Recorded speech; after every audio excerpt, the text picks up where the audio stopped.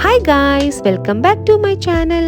അപ്പോൾ ഇന്നത്തേത് എൻ്റെ ഒരു കുട്ടി ഈവനിങ് വ്ളോഗാണ് കേട്ടോ. അപ്പോൾ ഞങ്ങളുടെ 2 ഫ്രണ്ട്സ് വീട്ടിലോട്ട് വരുന്നുണ്ട്, കൃപയും അഭിജിത്തും. അവർക്ക് വേണ്ടി ഒരു കുട്ടി സ്നാക്കും ഒരു കുട്ടി ഡിന്നറും ഒക്കെ ഉണ്ടാക്കാമെന്ന് വിചാരിച്ചു. അപ്പോൾ സ്നാക്ക് എന്തായാലും നിങ്ങൾക്ക് മനസ്സിലായിട്ടുണ്ടാവും, നമ്മുടെ പ്രിയപ്പെട്ട പഴംപൊരി. പഴംപൊരി ഇഷ്ടമല്ലാത്ത ആരല്ലേ ഉള്ളത്? അപ്പോൾ ഞാൻ എപ്പോഴും പഴംപൊരി ഉണ്ടാക്കുമ്പോൾ ഉണ്ടല്ലോ, നല്ല പഴുത്ത പഴം നല്ല തിന്നായിട്ട് കട്ട് ചെയ്തിട്ട് അതിങ്ങനെ ബാറ്ററിൽ മുക്കി പൊരിക്കുകയാണ് ചെയ്യുന്നത് കേട്ടോ. അതെനിക്ക് വളരെ ടേസ്റ്റി ആയിട്ട് തോന്നാറുണ്ട്. അപ്പോൾ ഇതാണ് ഫൈനൽ പഴംപൊരിയുടെ അവസ്ഥ. നല്ല ടേസ്റ്റ് ആയിരുന്നേ. പിന്നെ ഡിന്നറിന് ഞാൻ ഉദ്ദേശിക്കുന്നത് ഇടിയപ്പവും മുട്ടക്കറിയാണ് കേട്ടോ. അപ്പോൾ ഞാൻ എപ്പോഴും ഇടിയപ്പത്തിന് മുട്ടക്കറി ഉണ്ടാക്കുമ്പോഴത്തേക്കും അധികം മസാല ആഡ് ചെയ്യാറില്ല.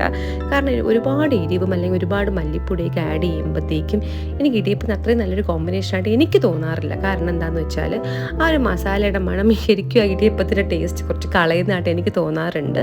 അപ്പോൾ ഞാൻ എന്തായാലും മുട്ടക്കറി ഉണ്ടാക്കുമ്പോൾ തേങ്ങാപ്പാൽ മസ്റ്റായിട്ട് ആഡ് ചെയ്യാറുണ്ട് കേട്ടോ. അപ്പോൾ എൻ്റെ ഫേവറേറ്റ് കോമ്പിനേഷൻസ് എപ്പോഴും ഈ എന്താ പറയുക, എരിവ് കുറഞ്ഞ കറികളാണ് കേട്ടോ ഇടിയപ്പത്തിന്.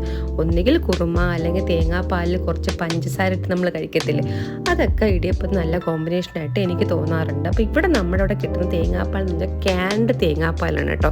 അപ്പോൾ ഇങ്ങനത്തെ ടൈപ്പ് ഇത് മാത്രമല്ല, ഒരുപാട് ബ്രാൻഡുണ്ട്. അപ്പോൾ ഏതെങ്കിലും അങ്ങനത്തെ ബ്രാൻഡഡ് ആയിട്ടുള്ള തേങ്ങാപ്പാൽ നമ്മൾ അവസാനം മുട്ടക്കറി ഉണ്ടാക്കിയതിന് ശേഷം കുറച്ച് ഒഴിക്കുവാണെങ്കിൽ ആ മസാല മണം അധികം അങ്ങനെ എടുത്ത് നിൽക്കത്തില്ല.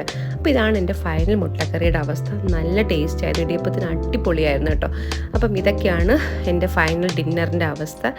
ഇടിയപ്പം ഇവിടെ ഉണ്ട്, മുട്ടക്കറി ഉണ്ട്, പിന്നെ ഒരു കറി കൃപ ഉണ്ടായിക്കൊണ്ട് വന്നായിരുന്നു കേട്ടോ. അപ്പം ഇതാണ് ആ കറി, ചെമ്മീനും മഷ്റൂമായിട്ടുള്ള കറി. അത് അടിപൊളി ടേസ്റ്റ് ആയിരുന്നു. അത് അവളുടെ ഓൺ റെസിപ്പിയാണ്. അപ്പോൾ ഇതൊക്കെയാണ് ഞങ്ങളുടെ ഫ്രണ്ട്സ്. അപ്പോൾ ഞങ്ങളെല്ലാവരും കൂടെ നല്ലൊരു എന്താ പറയുക ഈവനിങ് ആയിരുന്നു കേട്ടോ. നമ്മൾ കുറേ കാര്യങ്ങളൊക്കെ ഇങ്ങനെ സംസാരിച്ചൊക്കെ ഇരുന്നു. അപ്പോൾ ഇത്രയേ ഉള്ളൂ. Thank you so much guys.